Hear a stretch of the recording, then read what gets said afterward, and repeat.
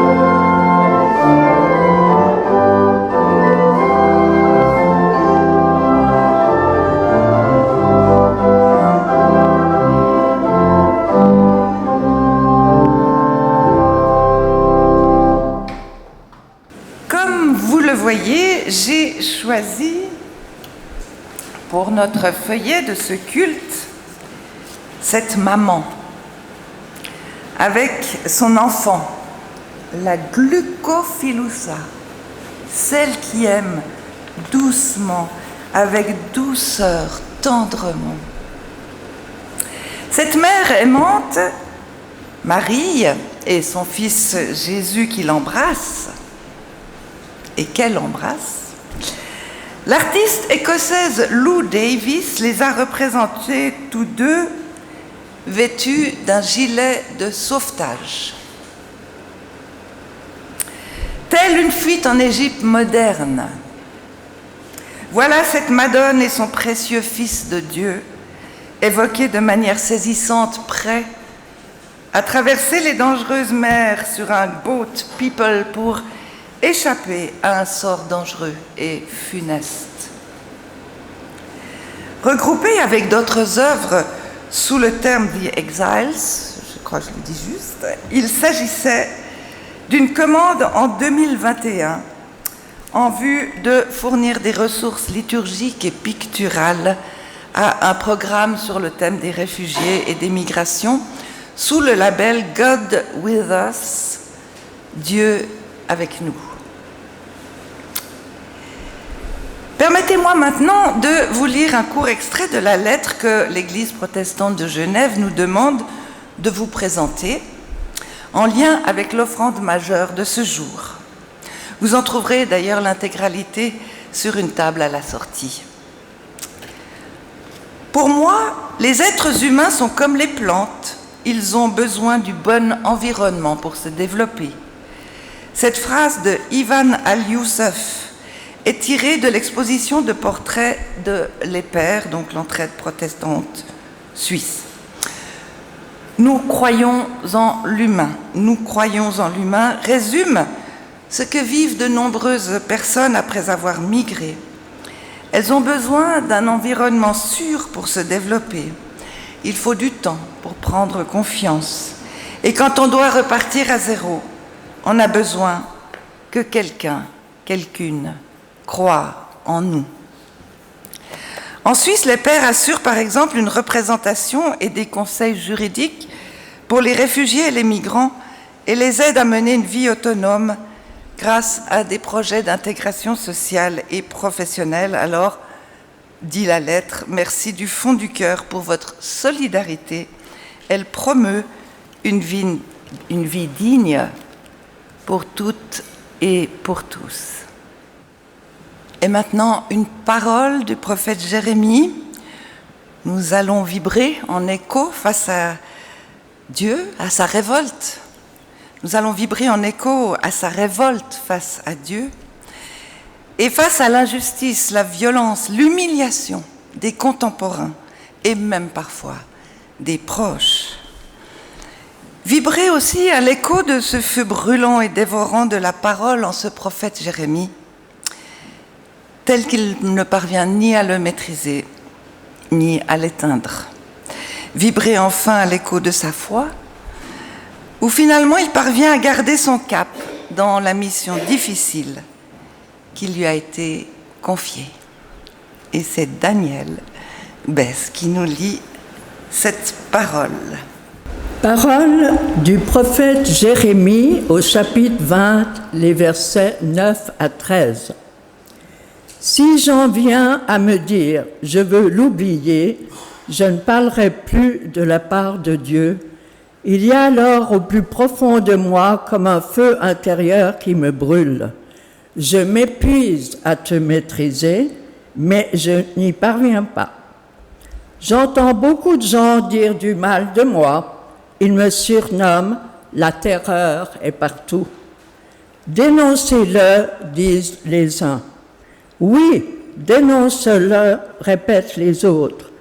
Mes proches eux-mêmes guettent ma moindre erreur, ils espèrent me prendre à défaut. Alors, disent-ils, nous le tiendrons et nous aurons notre vengeance. Mais le Seigneur est pour moi un héros puissant. Ce sont mes persécuteurs qui trébucheront, ils n'auront pas le dernier mot. Humiliés d'avoir échoué, ils seront déshonorés pour toujours et personne ne l'oubliera. Car le Seigneur de l'univers sait reconnaître quand une personne pratique la justice. Il sait très bien ce qui le motive. Je t'ai confié ma cause. j'espère assister à ta revanche sur mes adversaires. Chantez pour le Seigneur, acclamez-le, car il a arraché le malheureux aux griffes des malfaiteurs. Et je vous propose de chanter au chant 4609, la page 722, les strophes 1 et 2, et puis la 5e. Strophes 1, 2, 5, 4609, page 722, et cela introduira notre confession des péchés.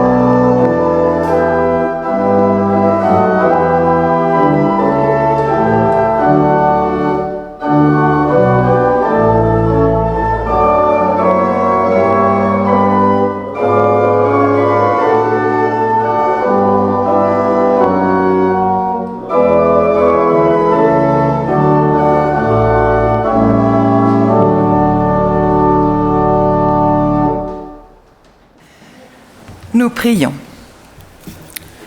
Éternel notre Dieu, nous t'invoquons aujourd'hui pour ton vœu d'amour, de confiance et de paix en tes créatures dans le monde, partout où nous sommes. Au-delà de nous et de nos modestes capacités, nous te prions. Sois présent auprès de celles et ceux qui ont dû fuir leur pays pour des raisons diverses, la guerre, les menaces de mort, la torture, la famine. Sois partout où ils et elles vont, partout où ils et elles vivent dans leur quotidien. Et au-delà de nos situations tellement différentes, nous voudrions témoigner au monde que nous sommes ton peuple, frères et sœurs en ton Christ. Mais c'est si difficile, si ingrat, si dangereux parfois, nous semble-t-il. Nous voudrons bien ne plus entendre ni elles et eux, ni toi, Seigneur, et t'oublier et ne plus parler ou agir de ta part. Mais au plus profond de nous, ce feu de ta parole et de notre communion en humanité, Il brûle. Nous ne pouvons ni le maîtriser, ni l'éteindre. Ô Seigneur, pardonne-nous, guide-nous et aide-nous à ouvrir notre porte du cœur et à inviter à notre table l'une ou l'un d'entre eux pour leur donner un peu de notre espace et notre temps dans un partage personnel et une écoute bienveillante. Comme tant de témoins en nos églises et ailleurs le démontrent, ainsi l'Agora, les Pères, Terre Nouvelle, nos paroisses et lieux de culte. Et je pense particulièrement aujourd'hui à nos pasteurs et à des amis, dont Olivier Chanson, qui a tant donné pour cette cause durant sa vie et que tu accueilles aujourd'hui dans ta lumière. Seigneur Dieu éternel, nous te le demandons sincèrement, puisqu'en toi tout est possible. Pardonne-nous, guide-nous et aide-nous. Amen.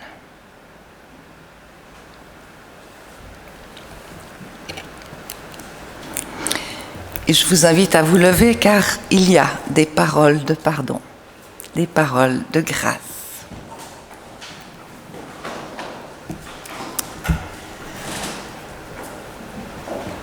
Partout où tu iras, je serai là, par la parole du Seigneur, car je t'aime et j'ai gravé ton nom sur la paume de mes mains. Sois béni, mon enfant, résident, résidente, étranger, étrangère, vous chacune et chacun ensemble, pèlerins et de passage sur la terre. Chacune et chacun ensemble bénis et accompagnés par mon amour sur la terre comme au ciel. Amen. Et je vous invite à poursuivre par ce chant comme un souffle fragile, le numéro 2208 à la page 264.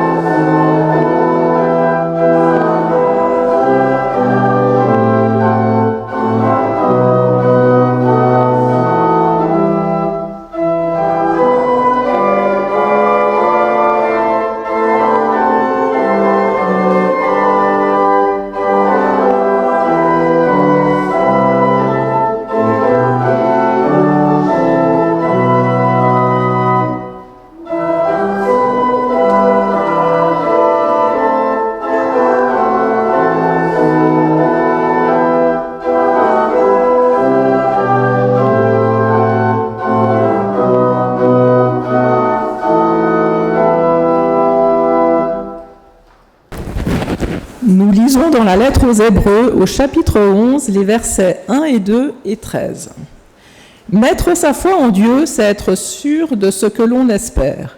C'est être convaincu de la réalité de ce que l'on ne voit pas. C'est par leur foi que les hommes et les femmes d'autrefois ont été approuvés par Dieu. C'est dans la foi que tous ces gens sont morts, ils n'ont pas reçu les biens que Dieu avait promis, mais ils les ont vus et salués de loin. Ils ont ouvertement reconnu qu'ils étaient des étrangers et des voyageurs de passage sur la terre. Puis, nous lisons dans l'Évangile selon Matthieu au chapitre 20, les versets 31 à 40. Quand le Fils de l'homme viendra dans sa gloire avec tous les anges, il siégera sur son trône royal. Alors le roi dira à ceux qui seront à sa droite, « Venez, vous qui êtes bénis par mon Père, et recevez en héritage le royaume qui a été préparé pour vous depuis la création du monde. Car j'ai eu faim, et vous m'avez donné à manger, j'ai eu soif, et vous m'avez donné à boire. J'étais étranger, et vous m'avez accueilli chez vous. J'étais nu, et vous m'avez habillé. J'étais malade, et vous m'avez visité. J'étais en prison, et vous êtes venus me voir. » Ceux qui ont fait la volonté de Dieu lui répondront alors, « Seigneur, quand avons-nous vu affamé, et t'avons donné à manger, ou assoiffé, et t'avons-nous donné à boire? Quand avons-nous vu étranger, et t'avons-nous accueilli chez nous, ou nu, et t'avons-nous habillé? Quand avons-nous vu malade, ou en prison, et sommes-nous venus te voir? » Le roi leur répondra, « Je vous le déclare, c'est la vérité. Chaque fois que vous l'avez fait à l'un de ces plus petits d'entre les miens, c'est à moi que vous l'avez fait. »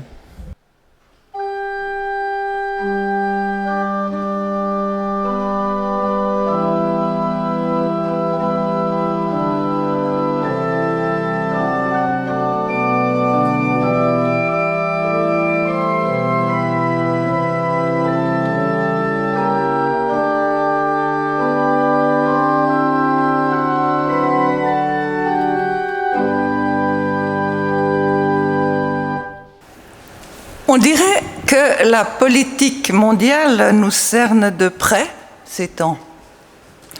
Et pas seulement à cause des guerres effroyables qui se déroulent dans notre vieille Europe ou au Moyen-Orient, et bien sûr ailleurs, générées ou surveillées ou utilisées de loin ou de près par les USA.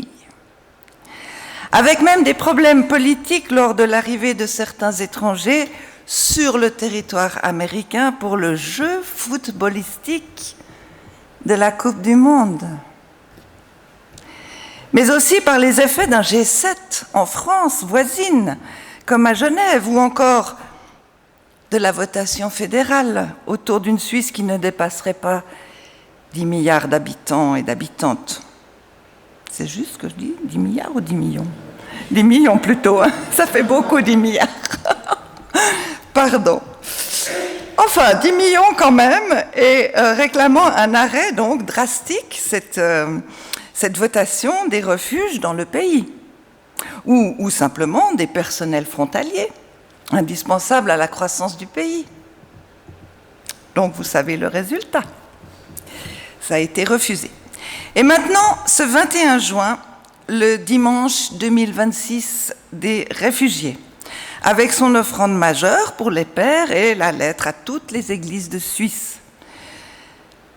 Cependant, à ce moment de notre célébration, nous avons déjà glané plusieurs réflexions dans la liturgie, les chants, l'écoute de la parole biblique. Ainsi, le titre magnifique de ce dimanche qui pourrait être porteur, ou pas. Nous croyons en l'humain. C'est dire que la balle est dans notre camp, car nous sommes assignés à résidence d'accueil et d'ouverture du cœur, afin de répondre aux besoins évidents des personnes qui arrivent chez nous après un long parcours difficile et dangereux. Nous sommes assignés à ce besoin de leur offrir un environnement sûr pour se développer, pour prendre confiance, pour repartir à zéro. Pour cela, il nous faudrait répondre à leurs besoins impératifs de quelqu'un qui croit en eux. Ce « nous croyons en l'humain » serait ce qu'on attend de nous, résidentes et résidents de leur pays d'accueil. Et les pères de lutter pour cela, en son nom significatif, Entraide protestante suisse, et de nous indiquer quelles offres pratiques, vous l'avez entendu, seraient intelligentes pour étayer l'appel financier au niveau suisse. Donc, premier point, croire en l'humain et offrir ce qu'il faut et soutenir ce qu'il faut, au moins un peu, à notre mesure de chacune et de chacun. Et ce serait déjà beaucoup, puisque ensemble, on le sait, les petits sous font les grandes fortunes. Et nos petites confiances pourraient bien devenir une foi si puissante, paraît-il, à soulever les montagnes. Mais ne nous leurrons pas. Comme je l'écrivais dans le message du vendredi annonçant ce culte, certaines et certains d'entre nous sont là, fatigués et même blasés du malheur du monde effrayant, tournant en boucle, banalisé à force sur nos médias. Tandis que d'autres ressentent une impuissance teintée de culpabilisation. Que faire? Que penser? Que dire? Quand tout paraît si dérisoire face aux besoins immenses et aux souffrances injustes si intolérables que vivent nos frères et sœurs en humanité. Ainsi d'imaginer, grâce à cette artiste écossaise Lou Davis, une Marie et son fils Jésus en touchante tendresse, mais tous les deux habillés de ce gilet de sauvetage jaune-orange, fuyant l'Égypte à la mode d'aujourd'hui. Voilà cette maman moderne, traversant avec son bébé une mer déjà jonchée, de ces innombrables noyés, arnaqués par des passeurs, véritables assassins en puissance et en réalité. Est-ce un message de désarroi et de scepticisme face à une issue fatale inéluctable même pour un fils de Dieu? Ou au contraire une puissante assurance d'un horizon de vie grâce à la présence de ce fils de Dieu annoncé comme Dieu avec nous, souvenez-vous, Immanuel, Dieu avec nous, et comme Dieu sauveur, souvenez-vous, Yeshua, Dieu sauve, par les deux noms qu'il porte, et aussi grâce à l'énergie et à la foi de sa maman. Cette jeune Marie qui a accepté de le porter en son ventre et de donner toute sa vie pour son enfant.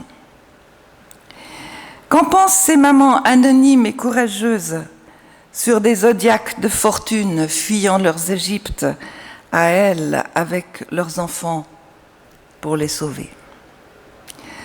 Donc, deuxième point, scepticisme ou foi puissante. Voilà qui peut faire la différence. C'est même une question de survie. Et ainsi encore de la chanson de Julien Clerc qui s'intitule simplement « Réfugiés » au singulier. Une parmi d'autres, je le disais, sur ce sujet.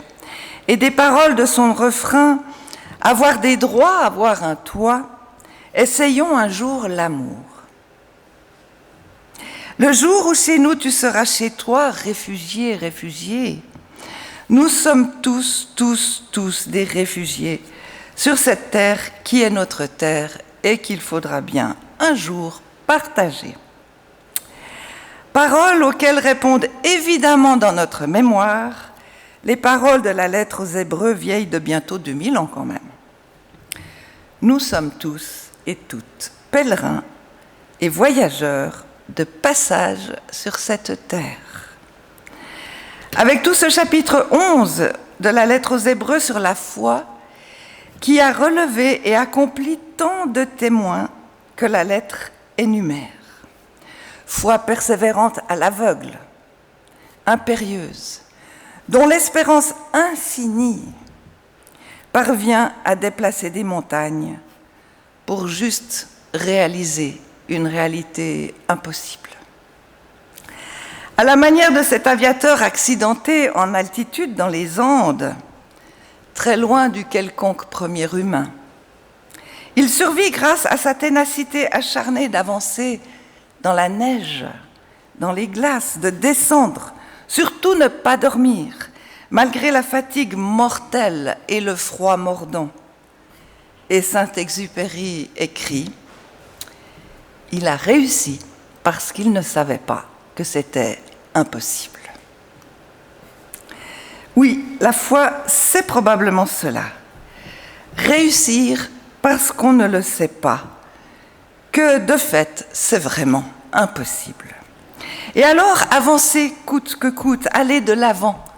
Vous vous souvenez de sœur Emmanuel qui disait « Yallah !» En avant, et croire obstinément et tout simplement que Dieu fait et fera le reste, c'est-à-dire l'impossible plus qu'impossible. Donc, troisième point, il y faut ces forces essentielles, comme l'amour, la foi, l'espérance. L'apôtre Paul le dit dans sa lettre, l'écrit dans sa lettre, sa première lettre aux Corinthiens au chapitre 13. Et ajouter cette posture d'humilité et de modestie qui change tout à propos de notre être au monde. Nous ne sommes ni propriétaires de quoi que ce soit, ni éternellement installés ici et pas ailleurs, mais au contraire, fondamentalement, étrangers et voyageurs juste de passage sur la terre. Ainsi encore de cette révolte de Jérémie, cette envie de tout abandonner, tellement c'est difficile, ingrat, violent, quand on s'efforce d'énoncer et de partager les paroles de Dieu, confrontant nos visions et regards sur les choses. Cette confrontation inégale et tuante, qui ne tient qu'à un fil et qui engage pourtant tout l'être et toute sa vie. Et la mienne aussi un peu, beaucoup. Or, Jérémie en fait l'expérience. Il y a le feu dévorant qui l'habite. C'est la parole du Seigneur. Impossible de la maîtriser, ni de la faire taire. Car elle est celle qui peut tout résoudre, celle qu'il faut pratiquer envers et contre tout. Mais le Seigneur est pour moi un héros puissant, s'écrit Jérémie. Ce sont mes persécuteurs qui trébucheront. Ils n'auront pas le dernier mot. Car le Seigneur de l'univers sait reconnaître quand une personne pratique la justice. Alors chantez pour le Seigneur, acclamez-le, car il a arraché le malheureux, la malheureuse aux griffes des malfaiteurs, ou dit autrement des malfaisants. Et sur ce point-là, la nouvelle mesure de l'évangile de Matthieu, luttant contre le tout ou rien. Il ne s'agit pas de sauver la terre entière quand une personne a faim ou soif, ou se trouve dans une situation indigne.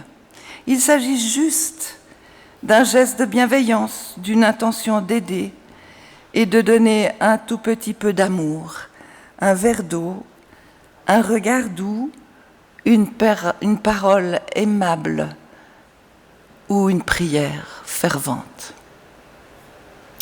Et voilà le quatrième point, glané aussi grâce à ce chant en interrogation. Laisserons-nous à notre table, à notre cœur, à nos églises, un peu d'espace à l'étranger? C'est quand la parole de Dieu vibre en nous comme un feu intérieur et quand nous parvenons à faire juste un peu, mais c'est déjà beaucoup, car la communion en Dieu et en Jésus-Christ par l'Esprit Saint qui nous enseigne et nous guide, c'est aussi une énergie de grande valeur qui nous aide à agir dans le bon sens et de la bonne manière. Nous croyons en l'humain, nous croyons en nous-mêmes aussi et surtout avec nos frères et nos sœurs en humanité, avec nos frères et nos sœurs en Christ. Pour conclure de manière très arbitraire et avant la confession ensemble de notre foi et la prière ensemble de notre intercession, j'aimerais évoquer un fantasme. J'en ai parlé lorsque j'étais pasteur à Versoix et qu'on découvrait publiquement ces trafics infâmes de migrants clandestins transportés par dizaines dans des camions de marchandises qui arrivaient vivants ou morts de froid dans des containers réfrigérés et autres infâmes conditions. Et là, j'ai évoqué qu'un jour, et ce n'est pas si impossible que ça, ce pourrait être nous, des gens de notre ville, de nos villages, qui pourrions être obligés de fuir en passagers clandestins dans des conditions indécentes et inhumaines pour aller n'importe où, mais ailleurs. Alors, cela n'a pas été très bien reçu par l'Assemblée. Et pour cause, ça fait trop peur. En Suisse, nous ne risquons pas ces choses-là. Nous sommes du côté des accueillants. Mais faisons tout de même l'exercice fantasmatique de nous imaginer dans cette improbabilité, juste pour mieux comprendre ce qu'ont vécu et ce que vivent nos réfugiés, et de quoi nous aurions besoin à leur place, et quelle place aussi aurait notre foi dans pareilles circonstances. Et toute autre question que nous pouvons nous poser, et toute autre question que nous pouvons leur poser. Donc, pour les rappeler, voici ces 4 points que nous avons cueillis en route lors de cette célébration. Croire en notre petit peu de foi, et c'est déjà beaucoup, car ensemble, toutes nos confiances peuvent devenir puissantes. Accueillir et choisir entre scepticisme devant l'immensité des problèmes à échelle planétaire et la foi qui déplace les montagnes. Vivre d'amour, d'espérance et de foi, dans tous les domaines d'ailleurs, et en posture d'humilité comme des étrangers et nous-mêmes voyageurs de passage sur la terre. Et enfin, 4e point, en communion humaine et spirituelle, laisser un espace aux autres venus d'ailleurs qui frappent à notre porte, comme le Christ. Si on lui ouvre la porte, alors il entre et il prend un repas avec nous. Ce n'est pas mendier, c'est un honneur qui nous est fait. Alors, tentons simplement de vivre au nom de notre conscience, de notre probité, de notre humanité, avec à cœur notre foi brûlante en ce Dieu d'amour, en ce Jésus sauveur, en ce Saint-Esprit guide et expert de notre chemin de vie. Amen.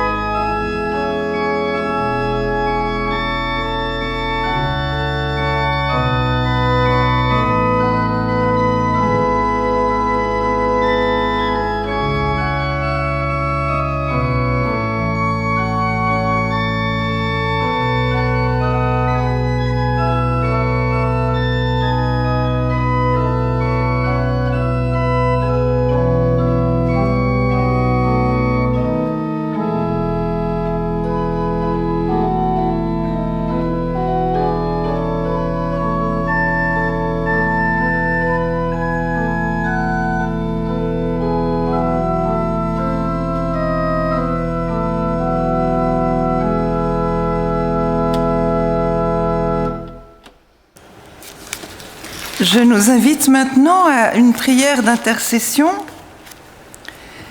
La liste est un peu longue, mais elle vaut la peine. Nous prions.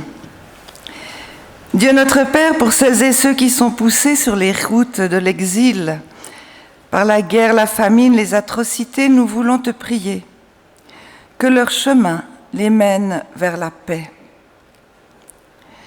Pour ces familles séparées par de grandes et infranchissables distances terrestres, nous voulons te prier que leur cœur reste uni. Pour celles et ceux qui ont vécu des traumatismes dans leur corps, dans leur esprit, dans leur âme, nous voulons te prier que la guérison et le renouveau leur soient donnés. Pour celles et ceux qui vivent dans des camps, dans des conditions difficiles, provisoires, précaires, nous voulons te prier que la stabilité leur soit offerte. Pour celles et ceux qui sont renvoyés, parce que les gouvernements estiment que l'on ne peut pas accueillir tout le monde, nous voulons te prier que l'horreur leur soit épargnée. Pour celles et ceux qui aident les réfugiés, avec humanité, avec bienveillance, et sans autre intérêt que de faire le bien, nous voulons te prier que le courage de continuer leur soit inspiré. Pour celles et ceux qui ferment les yeux, qui ne se rendent pas compte de l'ampleur de la migration et des problèmes rencontrés, nous voulons te prier que leurs yeux puis leur cœur s'ouvrent.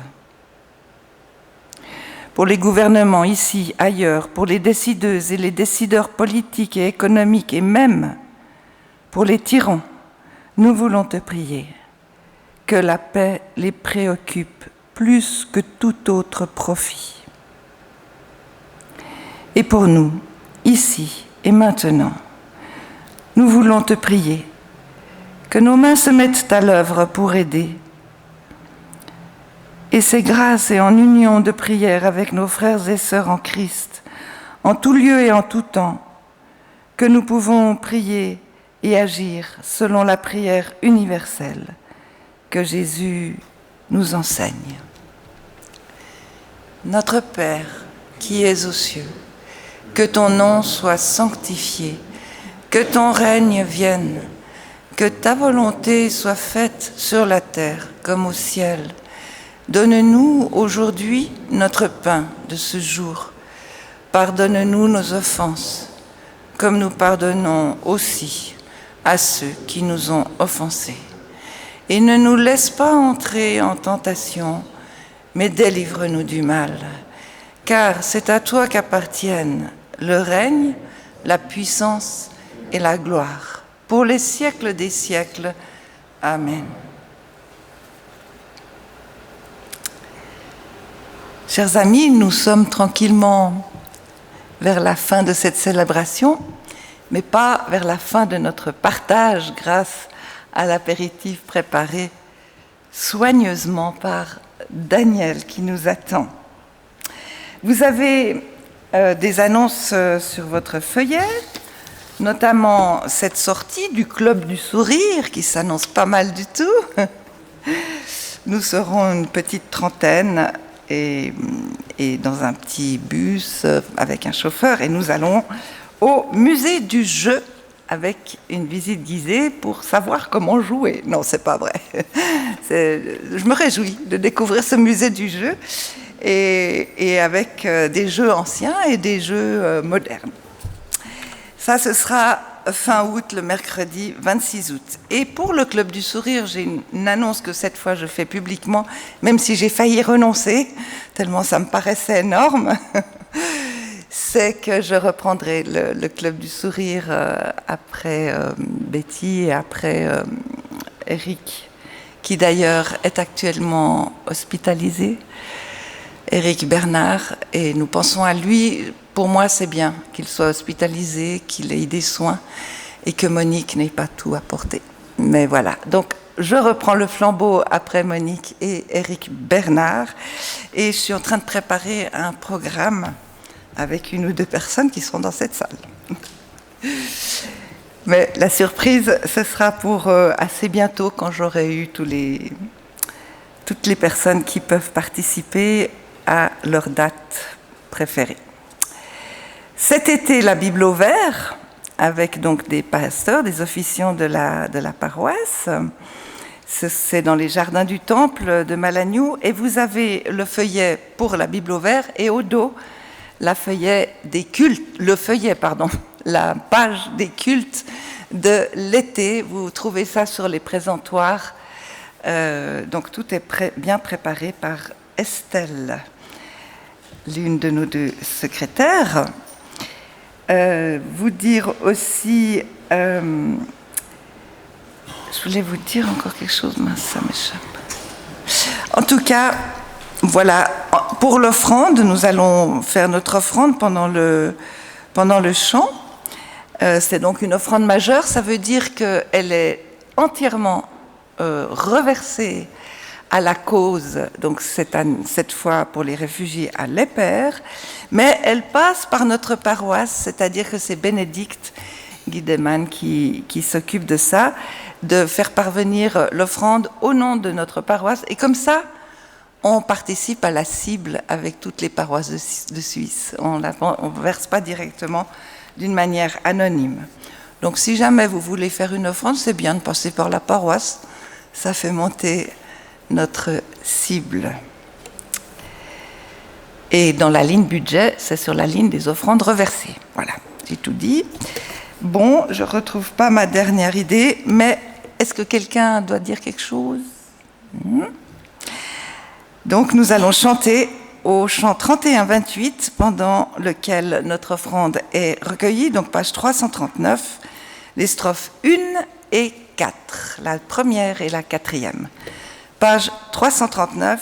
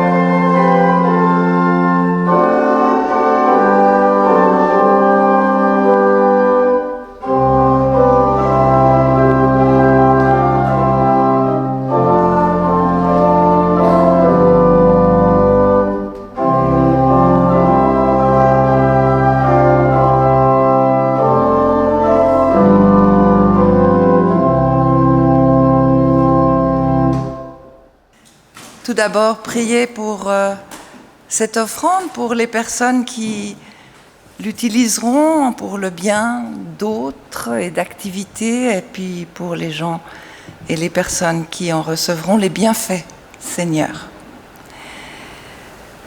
Le Christ nous invite à sa suite. Sachons aimer et reconnaître notre prochain, notre prochaine, aussi bien dans le visage de nos amis que dans le visage des réfugiés qui vivent ici avec nous. Sachons leur offrir un sourire, de la bienveillance, une aide matérielle ou logistique, Et n'hésitons pas à leur parler, à les inviter, à les féliciter avec empathie pour leur courage et leur persévérance. Tu es béni, Seigneur, toi qui nous bénis. Que l'Éternel se tourne vers nous avec tendresse et bienveillance. Que l'Éternel nous délivre de la peur de l'autre et des autres. Que l'Éternel nous donne de cheminer les uns et les unes avec les autres sur le chemin de la paix. Lui qui est Père créateur, Fils, compagnon sur le chemin, et Saint-Esprit, souffle de vie. Amen.